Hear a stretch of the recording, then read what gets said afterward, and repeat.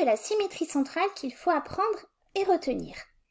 Allez, on voit ça en vidéo, une petite animation, une droite, un centre C, l'image que je vois ici, l'image d'une droite, c'est une autre droite parallèle. Un segment, regardez l'image du segment, c'est un autre segment de même longueur.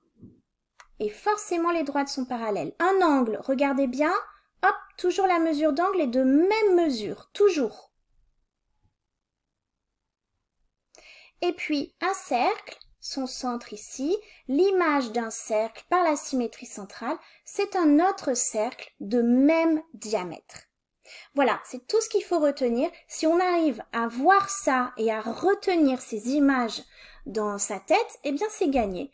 Donc on est en train de dire que l'image d'une droite par une symétrie centrale, c'est une autre droite qui est forcément parallèle.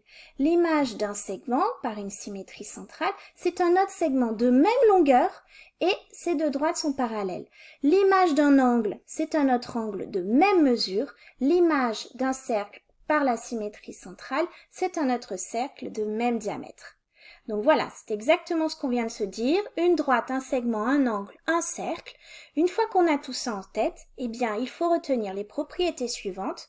La symétrie centrale conserve les alignements, si les points A, B, C sont alignés, les longueurs, les mesures d'angle. Et donc, si on a tout ça dans une figure, eh bien, forcément, l'image de sa figure, elle aura forcément le même périmètre, puisqu'il y a les mêmes angles et les mêmes longueurs, et forcément la même aire. Voilà, il faut l'apprendre, le retenir, ce sera utile pour des démonstrations.